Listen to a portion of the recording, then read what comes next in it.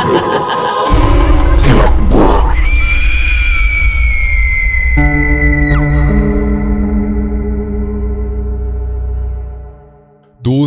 PM na ang nakasaad sa orasan ng ito'y lingunin ni Danica. Doon lamang niya napagtanto na ganoon pala kahaba ang naging tulog niya. Kagabi kasi ng 7:00 ay napilitan siyang uminom ng sleeping pills para tuluyang makatulog. Hindi niya alam kung bakit naging ganoon kahaba ang epekto nito sa kanya. Dala na rin siguro ng matinding stress at pagod. Nito mga huling araw kasi ay sobrang lugmok na lugmok siya dahil sa pagkakatanggal sa trabaho. Dahil sa reklamo din ng customer sa kanya, sinesante agad siya ng kanyang amo. Wala naman siyang magawa dahil alam niyang siya rin ang may kasalanan. Hindi na kasi naging maayos ang kanyang pagtatrabaho mula nang hiwalayan siya ng nobyo. Labis siyang na-depress doon. Sa sobrang tindi ng sakit na idinulot nito sa kanya, pati performance niya sa trabaho ay naapektuhan na rin. Dahil din doon ay ilang araw na siyang hindi nakakatulog ng maayos, kaya napilitan na siyang uminom ng sleeping pills at iba pang gamot na pampatulog. Kagabi lang yata siya nakatulog ng ganoon kahaba. Sa sobrang haba nga, ngayon lamang siya nagising. Pero ang mahalaga, medyo gumaan naman ang pakiramdam niya. Kahit papaano, nabawasan ang bigat sa kanyang dibdib at isip. Sinubukan niyang libangin ang sarili sa pamamasyal sa labas para pansamantalang makalimot sa mga problema. Gabi na nga nang siya ay makauwi. Medyo naparami din ang kain niya sa labas dahil na rin sa labis na gutom. Ilang araw din kasi siyang hindi nakakain ng maayos dahil nga sa tindi ng mga nangyari sa buhay niya. At ngayon lang siya medyo bumuti dahil sa haba ng pagkakatulog mula kagabi. Habang nagbibihis ng pambahay, napalingon siya sa bintana. Agad ay nakita niya ang isang lalaki. Nakasilip ito doon. Madungis ang muka at ang nakakagulat, lumuluhan ng dugo ang mga mata nito. Napasigaw siya dahil sa labis na hilakbot at agad siyang nagbalot ng tuwalya at napalabas ng kwarto kahit hindi pa man niya na isusuot ang pang-ibabaw na damit. Agad niyang switch on ang ilaw sa labas ng bahay saka ininspeksyon ang buong paligid nito.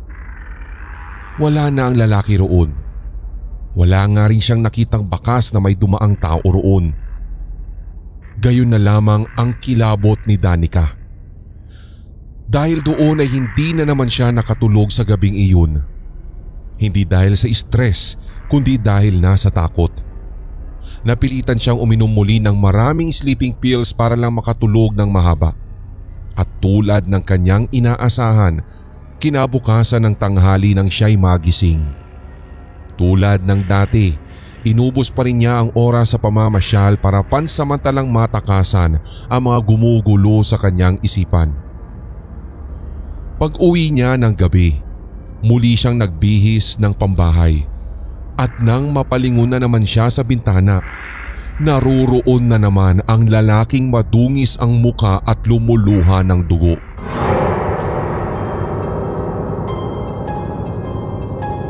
Sa pagkakataong iyon, matalim ang pagkakatitig nito sa kanya na lalong nagpalundag sa kanyang puso. Nakita niyang tumakbo ang lalaki patungo sa likod ng bahay niya at mula roon dinig na dinig niya kung paano ito nagwala na parang nais nitong ibaon ang sarili sa lupa.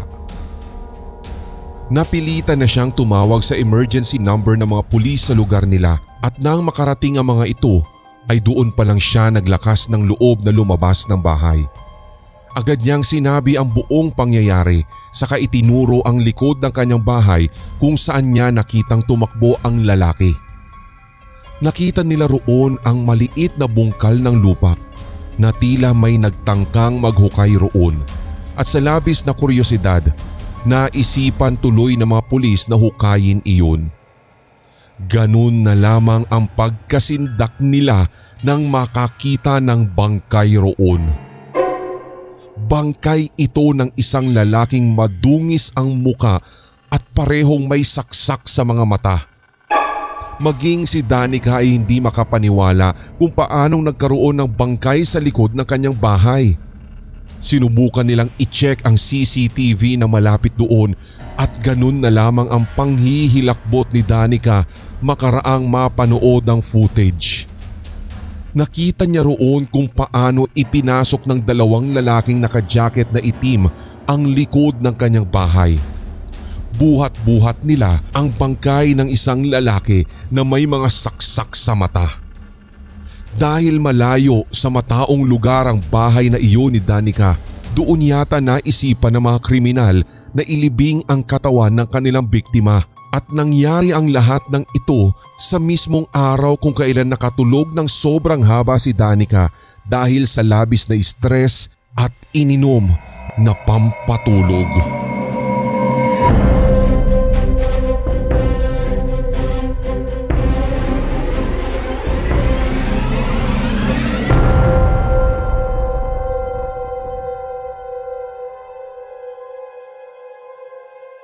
Ilang linggo na ang lumipas mula nang magkasakit sila na Bautista.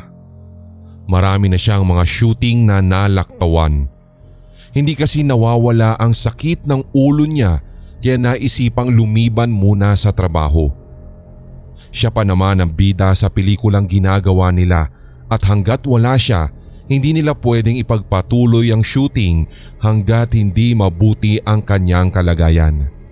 Dahil sa halos lahat ng mga eksena ay kailangan siya. Hindi naman siya pwedeng palitan dahil higit na sa kalahati ang mga na-shoot nila. Naghintay na lamang ang buong production team sa kanyang paggaling.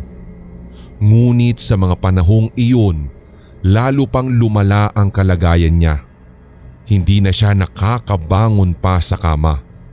Mas lalo pang bumigat ang ulo niya at higit na iyon sa migraine.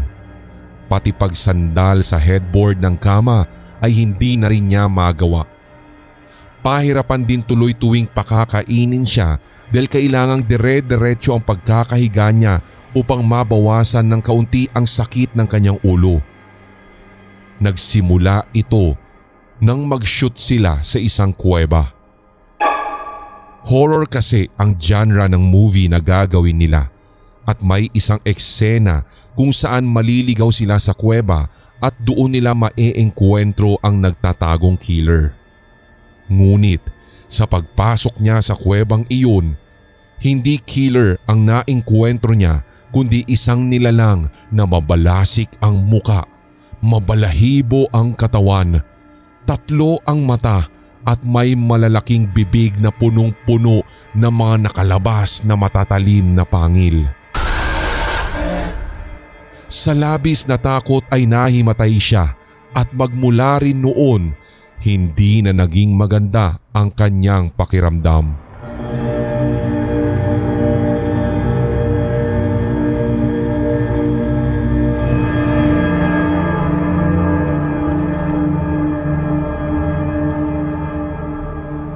Sa unang gabi mula nang maganap iyon, dinalaw siya ng isang panaginip kung saan nakita niyang muli ang nilalang sa kuweba.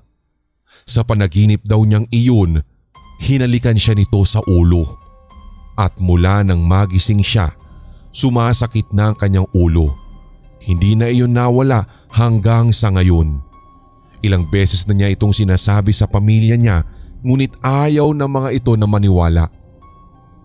Albularyo ang kailangan niya at hindi doktor. Pero dahil masyadong nakadikit sa siyensya ang utak ng mga tao na nakapaligid sa kanya, wala ring gustong makinig sa kanyang daing.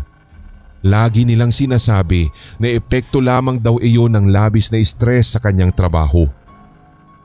Nakailang lipat na rin sila sa mamahaling mga ospital, ngunit wala pa sa mga ito ang nakapagpapagaling sa karamdaman niya. Nagmukha na nga siyang lantang gulay sa kamang kinahihigaan niya. Pati ang doktor na gumagamot sa kanya ay nagtataka na rin kung bakit walang epekto ang mga gamot at hindi talaga siya gumagaling. Nawawala lang ang sakit sa kanyang ulo kapag inaantok siya at sa oras na makatulog, madalas naman siyang dalawin sa panaginip ng nilalang na nakita sa kuweba. Lagi raw itong humahalik sa ulo niya at tuwing magigising, doon muli sumasakit ng sobra-sobra ang ulo niya na hindi niya maipaliwanag o maisalarawan. Hanggang isang araw, nagulat na lang silang lahat nang makitang lumaki na ang kanyang ulo. Naging kasing laki ito ng lobo at parang may kung anong bukol na tumubo rito. Doon na napilitan ng mga doktor na operahan siya. Gulat na gulat nga silang lahat sa loob ng operating room. Nang buksan kasi ang ulo niya, nakita nila roon ang isang fetus na tila hindi pa ganap na buo. Ang itsura pa ng fetus ay kakaiba. 3 ang mata nito, malaki ang bibig at mayroon ng matutulis na ngipin. Iyon din ang araw na binawian ng buhay si Lana. Hindi makapaniwala ang mga doktor sa kababalaghang iyon at labis ding ikinagulat ng mundo ng showbiz ang pagkamatay ng isa sa mga mahuhusay na artista sa kanyang henerasyon. Naging malaking palaisipan sa publiko sa kung paano nagkaroon ng fetus sa ulo ni Lana Bautista. Doon lang din napagtanto ng pamilya nito na may katotohanan ang mga idinadaing ng babae, lalong-lalo na ang sinabi nito ng minsan tungkol sa nilalang sa kuweba na lagi nitong napapanaginipan at humahalik sa ulo nito. Kung kailan nasa kabaong na ang babae at pinaglalamayan, doon pa sila nagsisi at kanya-kanya ng pag-iyak.